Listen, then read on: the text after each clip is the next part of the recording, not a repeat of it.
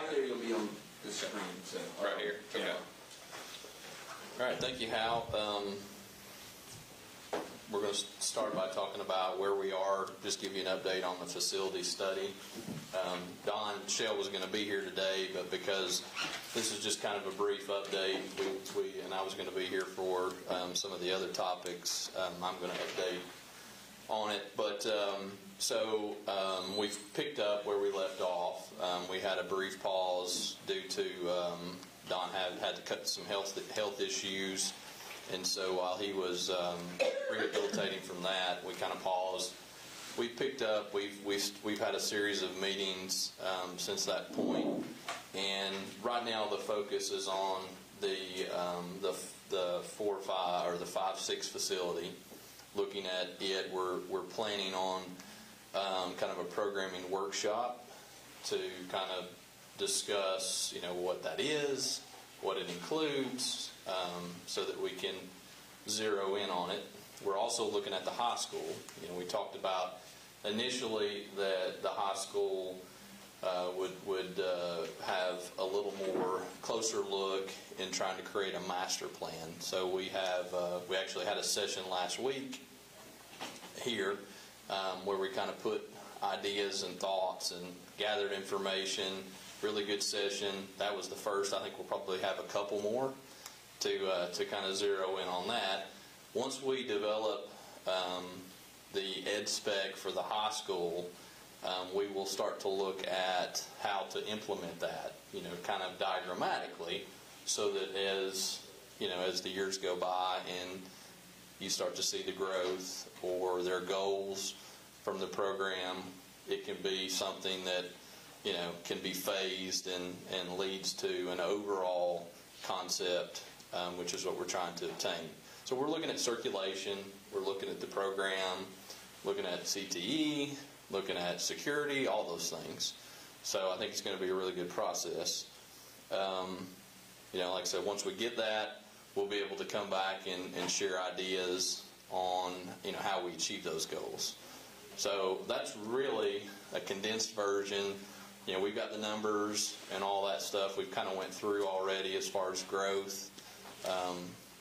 We can come back at some point later in the future and share that, but I think we pretty much have all that stuff headed off, and we're looking at specifically the 5th and 6th school as being the solution to handle future growth at the middle school, and then all the K-5 facilities, and then what we do at the high school.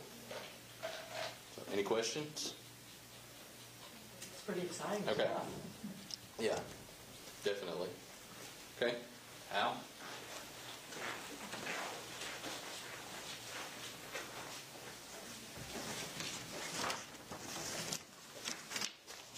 I want to give you some project updates. I'm going to update you on the projects that didn't involve Brian, and then I'll let him come back up and he'll talk about our summer projects next. First thing you see, we did get Mayfield Elementary painted this summer. It was done through sales tax. Then, as you have all witnessed, we did get the football scoreboard replaced, and it's functioning as well. We did that with county bond funds. The baseball scoreboard at CHS, we did get done right there at the beginning of the baseball season. Both those scoreboards we got done within hours of being able to use them, so I'm just glad we got them done. 2 school buses have been replaced, one regular ed and one special ed bus using sales tax funds. We did use we pressure washed CMS and painted the post there this year. That was something we just went ahead and took out of the maintenance budget. Cafeteria chairs and tables have been ordered for CHS. Here's where we get into what we're seeing in our world today. All of these things are being delayed. Hopefully the tables will be in within the next couple of weeks, and so will the chairs. And then when we get into the athletic field equipment, that's been the one that's been the most interesting. We've actually had them come back and then cancel equipment on us. We ordered a 0-turn mower, and they just flat came back here about a week and a half ago and said, we can't even get it. We're canceling the order because we don't know when that mower is going to be available. And all of this equipment's actually being kind of made on order. They're waiting till they get enough orders to then make the equipment. And so this goes back to the supply shortages and all. We have some of it on order, but we're just in a delay. Hopefully by the time grass starts growing again, we'll be able to get these things in place and we'll be able to continue on. So that's where we are with our present projects. Hey, now, on number 7, now, the middle school gets a separate mower from the high school, right? Right. The real mower has been ordered, and he's telling me that hopefully by the end of November, but he said he can't promise anything. And Scott and them got as many fields as the high school do. right. Since our football field is turfed, but you're going to keep one tractor for both schools use? Yeah, and we're working on that right now. But they'll each, they're getting a real mower that we've ordered. Their mower is still on order. Again, it's been on order for a while, but we're just, these whole delay things. Separate ones, they don't want to share. Right. So that's, and then the Gator type of device for the high school is on order. Again, we're being told end of November. Hopefully, it should have been here already. But it's not. And then the zero-turn mower that we ordered specifically at the high school is the one they just canceled. So now we got to look at another alternative. So that's what's going on. We're just running into problems with getting equipment, getting here, just like the tables for the high school. They were supposed to have been here a month ago when we originally ordered them. And it's the world we're in right now with delays. Any questions about those particular projects? Well, I guess we're going to switch back and here a good bit, and I'll hand it over to Ryan. Could we get these slides sent to us?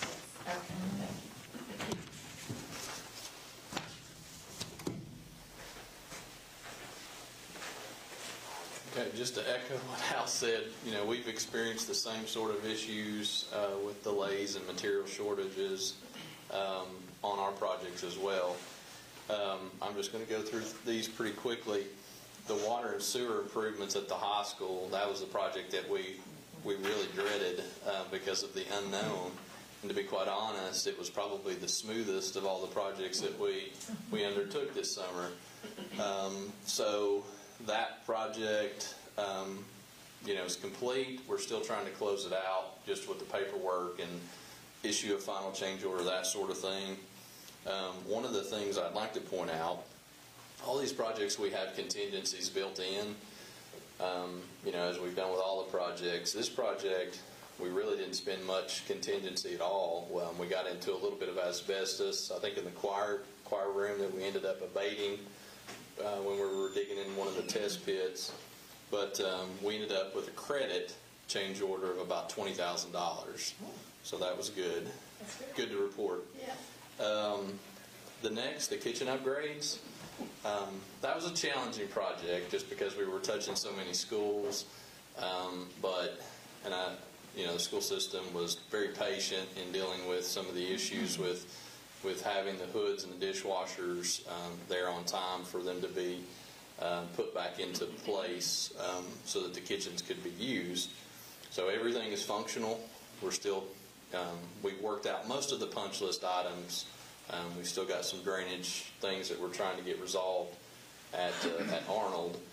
But again, trying to close it out. We did have a couple things that we had to add to scope on that one. The fire marshal ended up requiring us to do a little more scope of work than what was initially approved. But even with all that, we ended up with a little over $19,000 as a credit. So that'll be a deductive change order from the overall contract amount. So still did good there. Blythe Bauer and Stewart, we were doing flooring replacement on both of those. I kind of went down to the week before school started, but with Hal and Scotty's help, we were able to get it put back. We did punch list work during the fall break, so that's all been completed. Blythe Bauer, we ended up having to abate some asbestos there that was not documented, so that was a little bit of a curveball. But even with that, we had an add change order of $3,775. So not bad with all the scope that we undertook. Stewart, we end up with a deductive change order of $13,500. So you're getting money back, or money that we didn't have to spend. Well, the canopy projects was a fun project because I think we made improvements to all those facilities, very smooth. They completed punch list work, I think, right about the same timing as the other projects a couple weeks ago. We're in the process of closing that one out with a deductive change order of about $14,000. So all those together, roughly about $65,000 that we didn't have to utilize for those projects. So. Anybody have any questions? Any for questions Bob? on this? Yeah, it's a comment. Those canopies are awesome. Yeah. Kids love them. Well, we were really excited to be able to do the one at Candies Creek because that was what we planned initially. So, and then Mayfield turned out really nice, and Stewart, and the high school as well. So. And I'm going to brag, before we go to this next slide, I want to brag on Brian.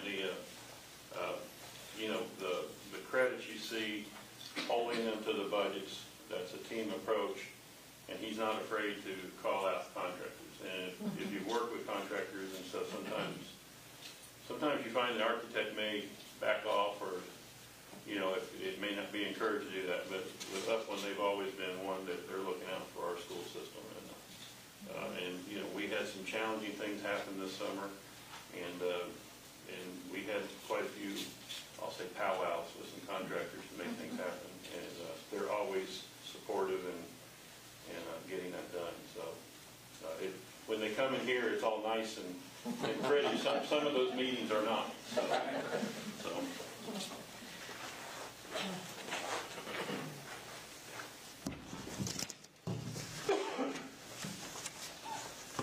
Okay, Laura, I'm going to let Laura tell you. She's talked to you about the grant before, and then I've got the numbers here.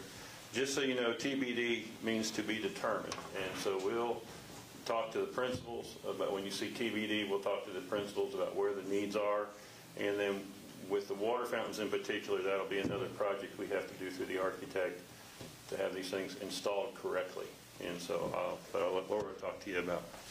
So these were just a few items that we were able to incorporate in the ELC grant that we received.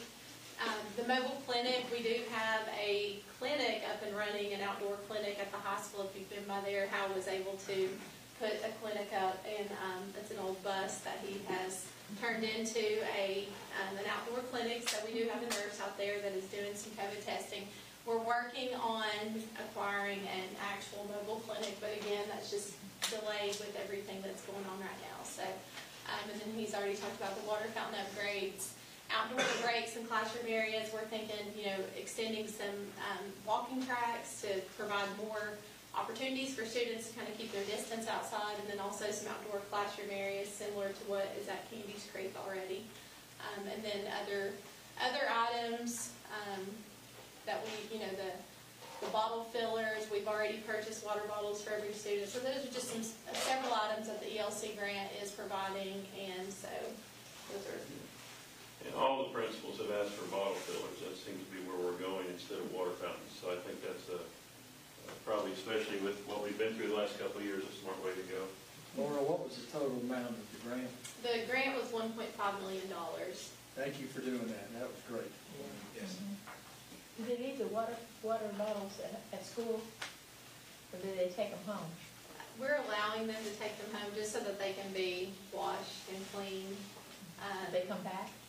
Well, I hope, but I mean, there are plenty of water bottles, so we can always replenish for a while if they need them. So. Questions on that? This is a really nice grant to get, and a lot of school systems didn't apply for that grant, which allowed us to have even more of the money that came. So I'm glad we went for that, and it's allowing us to do some really good planning and good events. And So was really that good thing. Ms. Hudson that wrote that grant? Do that? Yes. She did. Yes. Thank you very much. Thank you. Great idea. I will say that the testing is going well also. So I think we have a lot of parents and faculty members and staff that are very pleased with being able to be tested. So I think that's been a great thing that's come out of it. So. Thank you. And next is Mr. Cliff Easton to talk about our energy program.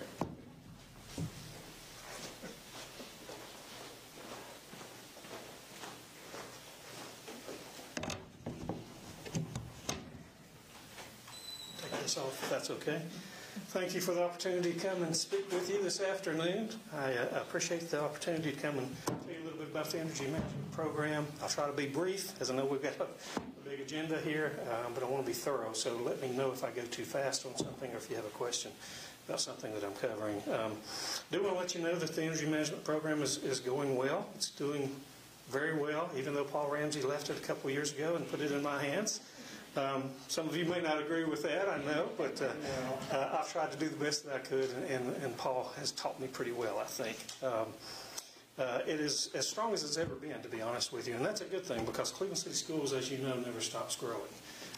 We have so many different afternoon programs and sporting events, and just this year, for example, we've included tutoring at every single school that we have across the system. And all those things are great things. All those things are wonderful for our kids, but we have to keep in mind there's always a price tag that goes along with that. The more activities and more things that we have in place, the more energy usage that we have, which equates to more money that we have to pay out, obviously. But that's just the price of doing business. That's what we do for our kids. So, but we always want to watch that as closely as possible and do whatever we can to abate that as much as possible. I certainly want to make you aware of the big number I know that everybody wants to know about when we talk about energy management. How much money have we saved over the years?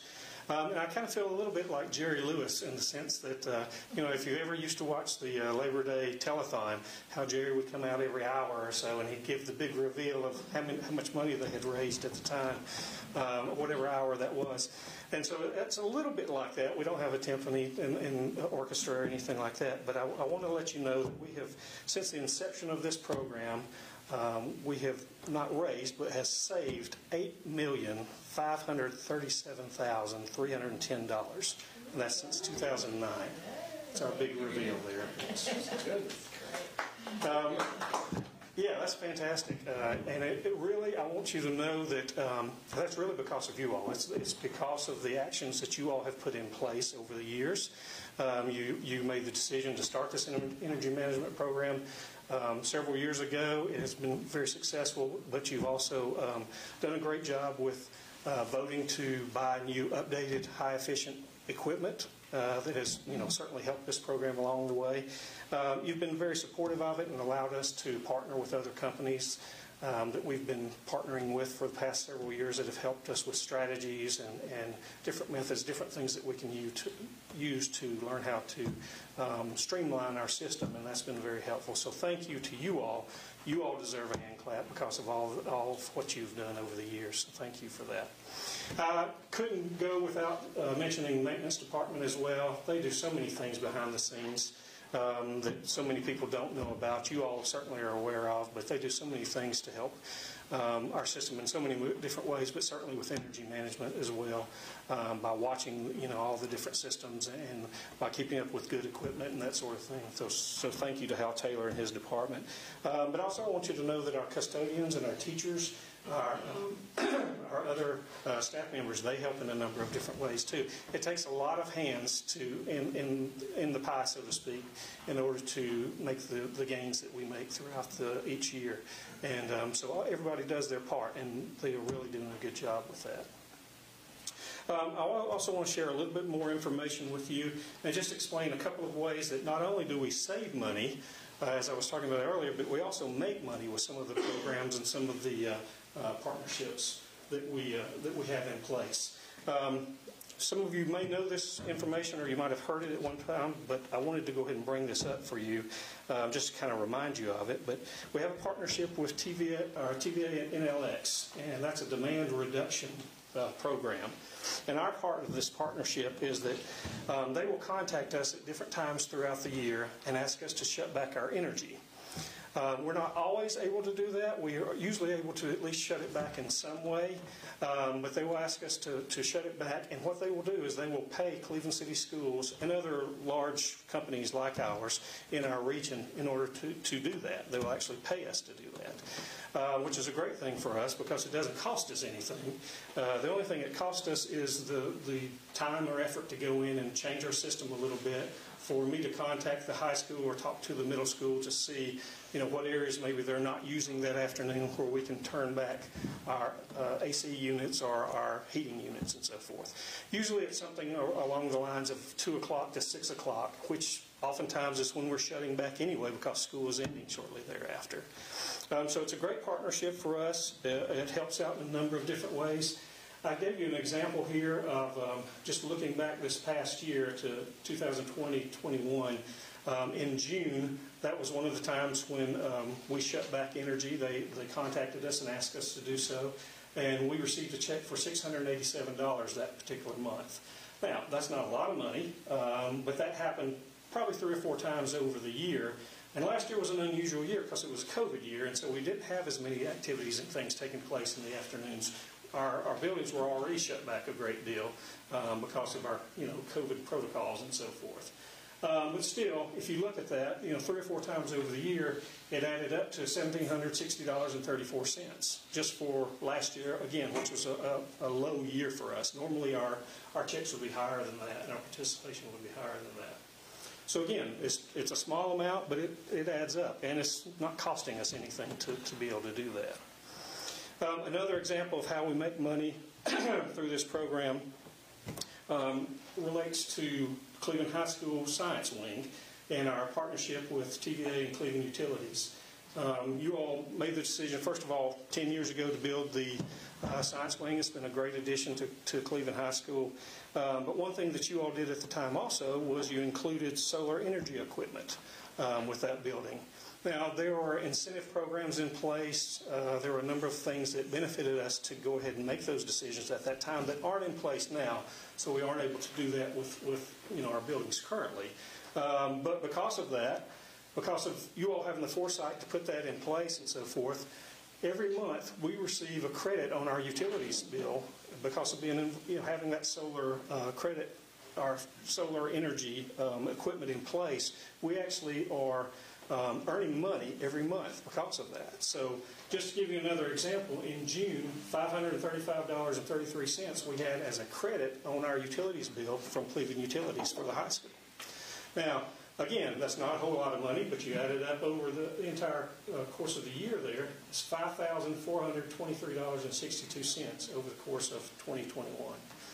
So again, not a whole lot of money, but it does add up. It's not costing us anything, and it really helps in the long run. So that's just a few things I wanted to share with you today. I know I've been... I'd like to add that Upland designed that site. Yes, that solar panels, absolutely. And that was in the drawing the board looked into, but Brian came up with that, and you see it's paying us great dividends. Yeah, absolutely. Good to hear. Yeah, absolutely. Sure. Yeah, so that's just a few things I wanted to share with you today.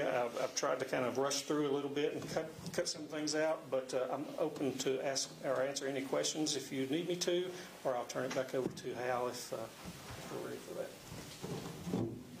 Good job. Okay. Thank you.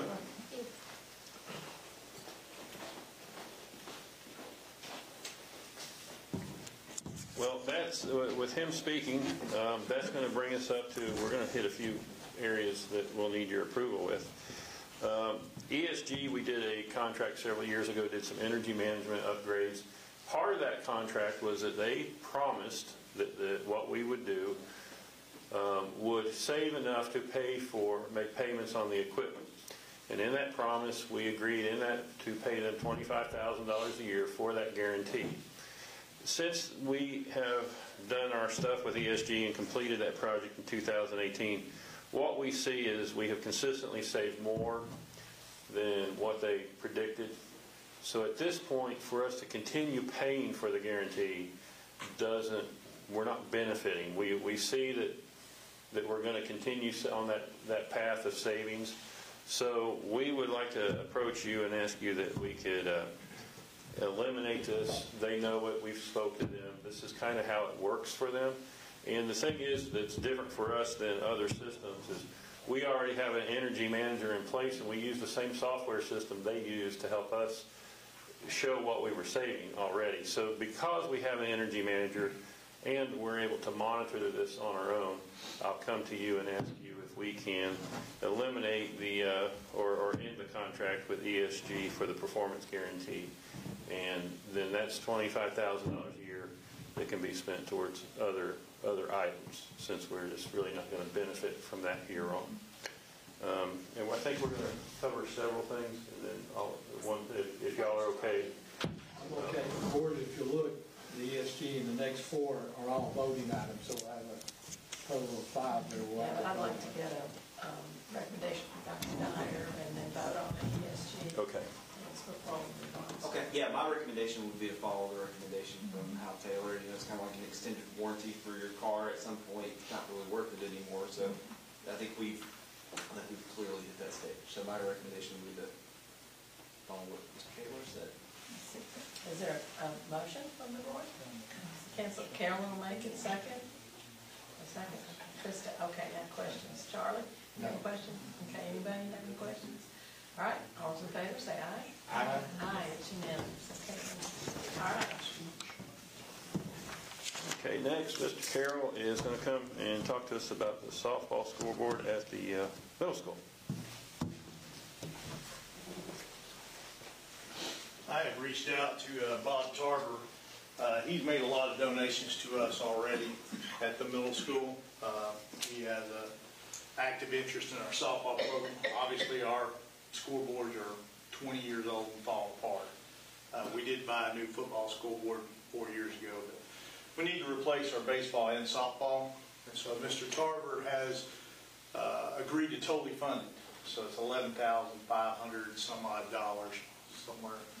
$11,542 that he's willing to buy. The agreement would be on the back. He just would like to have a sign on the back that says, "We support the Raiders. Tarver, making friends is our business." And so we're just asking for board approval if that's okay. I know we had a committee met with Mr. Elliott on some of the things what we're advertising for. Now, obviously, we know Tarver is a Budweiser distributor, but they distribute a lot more than Budweiser. We buy all of our water from them that we sell in our concessions. We also buy the ice drinks. They're a carbonated fruity drink.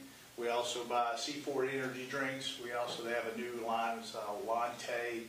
It's another fruity carbonated drink. So we do buy a lot of our concession stand stuff from them.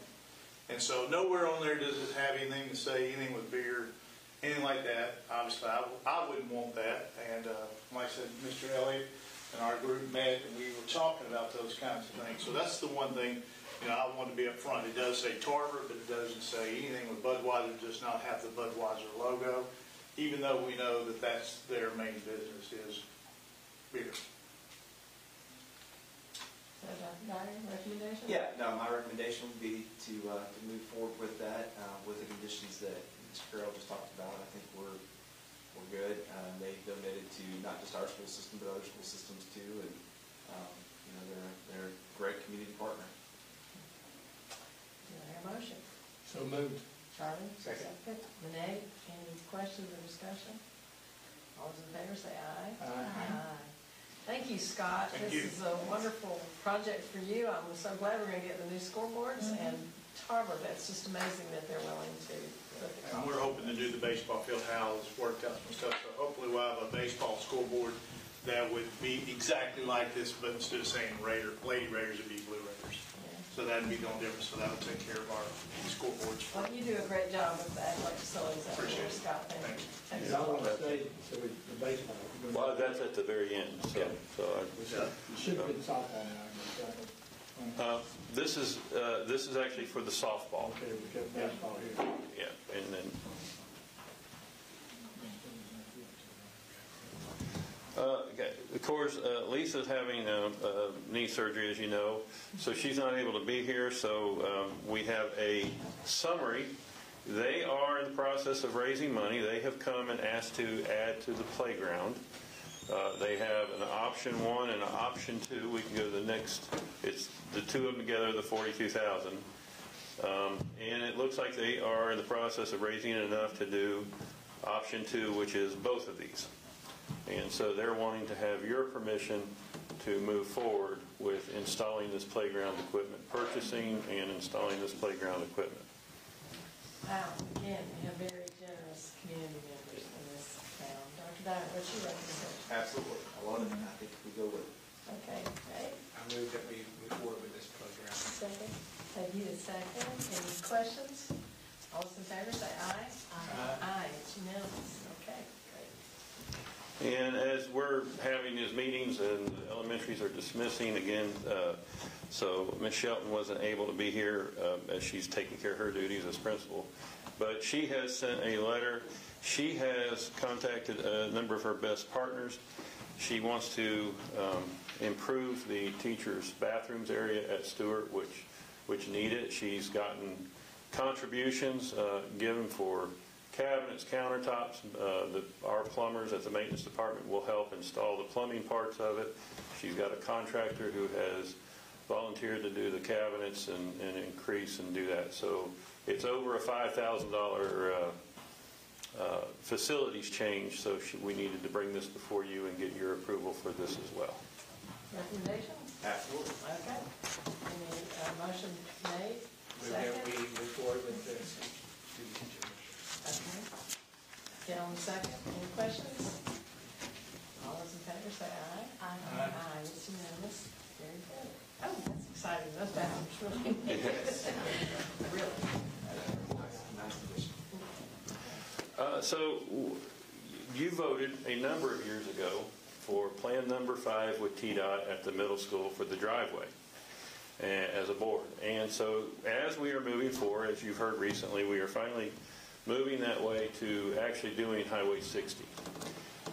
When we negotiated with them, the one thing I was at that meeting, and they didn't talk to you about stuff that we would have to do as a school system that didn't include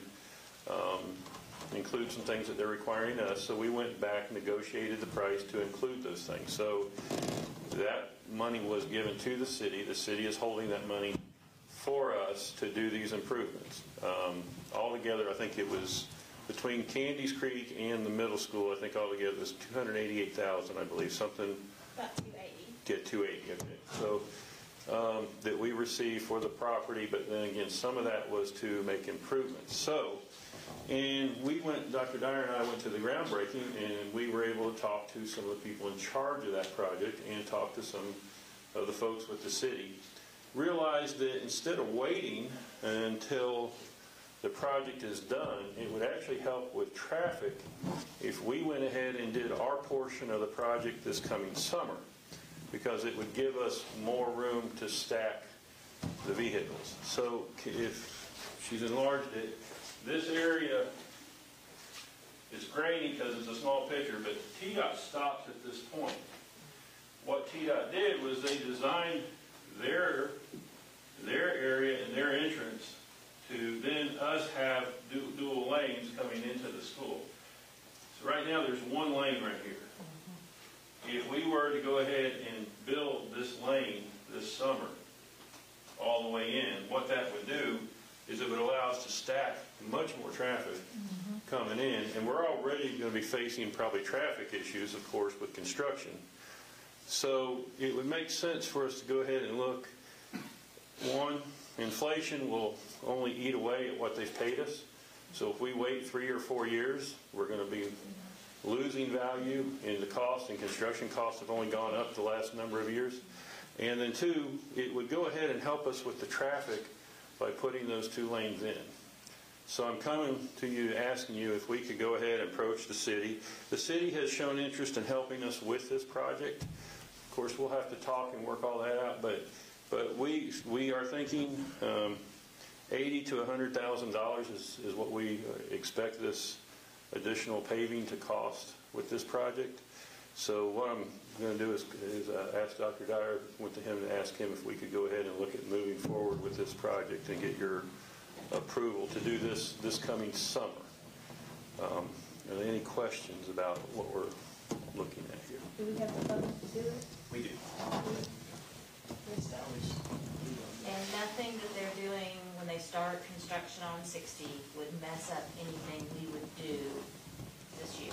That's the nice thing, if we go ahead and move forward and do this, anything they tear up, they have to fix. Okay. So, so if we bring that lane on up, then they would be responsible for their part of it and taking care of it. Part of the curb or whatever the case is. Even if we've made modifications since our agreement. That's what they share. Yeah, that's what they share. And we will verify all that But yeah. with the city. No. Anybody else?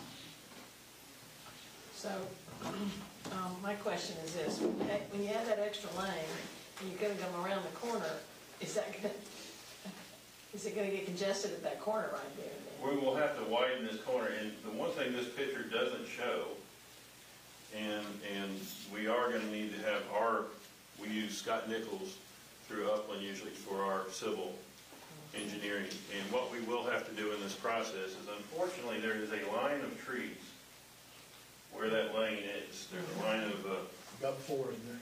I think there's more than that, I think it's like 6 oak trees that were put there.